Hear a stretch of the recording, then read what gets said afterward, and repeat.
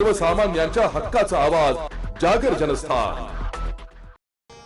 जो लोग झंझट कर रहे हैं, लोग कहते हैं संविधान ने सबको समान अधिकार दिया। मैं कहता हूं संविधान ने सबको टुकड़े टुकड़े में बांट दिया। भारतीय संविधानाबद्दल आक्षेपार्ह विधान करणाऱ्या राजीव झा कथाकारा आंबेडकरी संघटना आक्रमक। संविधानावर वादग्रस्त वक्तव्य कथाकार राजीव झा विरोधात आंबेडकरी संघटना आक्रमक झाली आहे। जळगाव जिल्ह्यातील अमळनेर येथे कथा सांगत असताना धुळे शहरातील रहिवासी असलेले कथाकार राजीव झा यांनी भारतीय संविधानाबद्दल वादग्रस्त विधान केल्याने मोठा वाद निर्माण झाला आहे। लोक म्हणतात संविधानाने सर्वांना समान हक्क दिले, पण मी म्हणतो संविधानाने सर्वांना तुकड्या तुकड्यात वाटले, असे वक्तव्य त्यांनी कथा सांगत असताना केले आहे। या विधानानंतर धुळे शहरातील आंबेडकरी संघटना चांगल्याच आक्रमक झाल्या असून राजीव झा यांनी केलेल्या वक्तव्याविरोधात संताप व्यक्त केला जात आहे। संबंधितांवर तात्काळ गुन्हा दाखल करून कठोर कारवाई करावी अशी मागणी आंदोलकांनी केली आहे।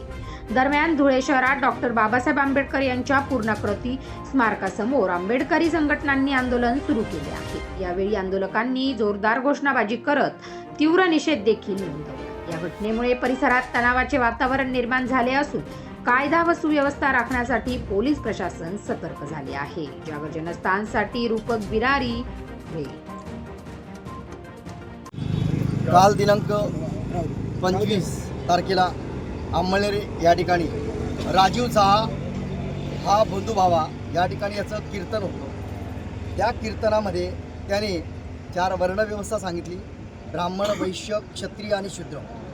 हे जी वर्णव्यवस्था आहे, ह्या वर्णव्यवस्थेला डॉक्टर बाबासाहेब आंबेडकरांनी ज्या पद्धतीने भारताला संविधान सुपूर्द केलं आणि हे संविधान दिलं, ते संविधान आणि वर्णव्यवस्था या दोघांची त्या ठिकाणी मान्यता केली। ती मांडणी करत असताना संविधान हे कशा पद्धतीने चुकीचं आहे। जेव्हा ही वर्णव्यवस्था होती त्यावेळेस या ठिकाणचे जे काही लोक होते, भारतामध्ये राहणारे जी काही 18 पगड जातीचे जे लोक होते ते चांगल्या पद्धतीचं होतं, अशा प्रकारचं त्याला पहिलं वक्तव्य केलेलं आहे। दुसरं वक्तव्य तो असं म्हणतो की या ठिकाणी राहणारे जे काही लोक आहेत, मग ते तेले असतील, चामार असेल, सोनार असेल, मातंग असेल, तांबोळे असेल, वेगवेगळ्या प्रकारच्या जातीच्या लोकांना याने उद्देशून असं म्हटलं की या लोकांना संविधानाच्या माध्यमातून जे कास्ट सर्टिफिकेट मिळतं आहे, त्या सवलती मिळत आहेत, त्या चुकीचे मिळत आहे। तिसरी गोष्ट सगळ्यात महत्त्वाची अशी की संविधान हे कशा पद्धतीने चुकीचं आहे। जर संविधान नाही राहिलं असतं, वर्णव्यवस्था राहिली असती, तर ह्या ठिकाणी समाजाचं आणि भारत देशाचं या ठिकाणी चांगलं नाव झालं असतं। म्हणजे संविधान चुकीचं आहे या पद्धतीचं जे काही वक्तव्य आहे,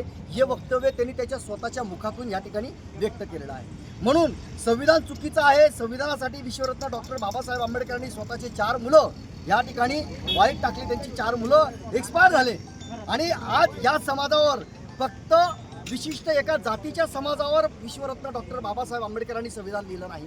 संविधानामध्ये 18 पगड जाती, SC, ST, NT, VC, NT, OBC 85% जातीचे लोक या ठिकाणी लाभ घेत आहेत। मला या ठिकाणी असं म्हणायचं आहे, ज्या पद्धतीने हा व्यक्ती अशा प्रकारचं वर्णन करतो, या बोलतो, तर याच्यामुळे आमच्या या ठिकाणी भावना दुखवल्या गेलेल्या आहेत। म्हणून संविधानाबद्दल बोलल्यानंतर याच्यावर सरळ सरळ देशद्रोहाचा गुन्हा दाखल होतो। 153A 295A ह्या पद्धतीने त्याच्यावर गुन्हा दाखल झाला पाहिजे आणि 2023चा BNS जो काही कायदा 173 प्रमाणे याच्यावर देशद्रोह आणि अॅट्रॉसिटी ॲक्ट प्रमाणे गुन्हा दाखल झाला पाहिजे। जर हा गुन्हा दाखल झाला नाही तर आम्ही रात्रीपासून या ठिकाणी संपूर्ण भीमसैनिक या ठिकाणी 8 वाजेपासून बसलेलो आहे।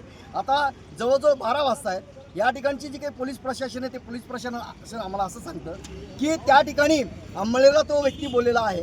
अमळनेरला बोलल्यानंतर तिथं त्याचा गुन्हा दाखल होईल। तिथल्या PIशी ज्यावेळेस आम्ही चर्चा केली तर तो PI असं म्हणतो की आमचा लीगल ॲडवायझर दुसऱ्या दिवशी 11 वाजता येईल आणि 11 वाजता आल्यानंतर आम्ही बघू। म्हणजे ह्या ठिकाणी संपूर्ण प्रशासनाला ह्या बंधुभावाने आपल्या मुठ्ठीमध्ये ठेवलेला आहे। याच्यावर पोलीस प्रशासनाचा मोठा दबाव आहे, म्हणून याच्यावर गुन्हा दाखल होत नाही। हेच नाही तर रात्री 3 वाजता एक घाणेरड्या कॉमेंट्स आमच्या समाजावर वेगवेगळ्या पद्धतीने येत आहेत, यांच्यावर देखील गुन्हा दाखल झाला पाहिजे। म्हणून आमचं संपूर्ण या ठिकाणी भीमसैनिकांचं हे म्हणणं आहे, जोपर्यंत देशद्रोहाचा गुन्हा त्याच्यावर दाखल होत नाही तोपर्यंत ह्या ठिकाणी आम्ही जन आंदोलन या ठिकाणी चालू राहणार आहे। जय हिंद, जय महाराष्ट्र।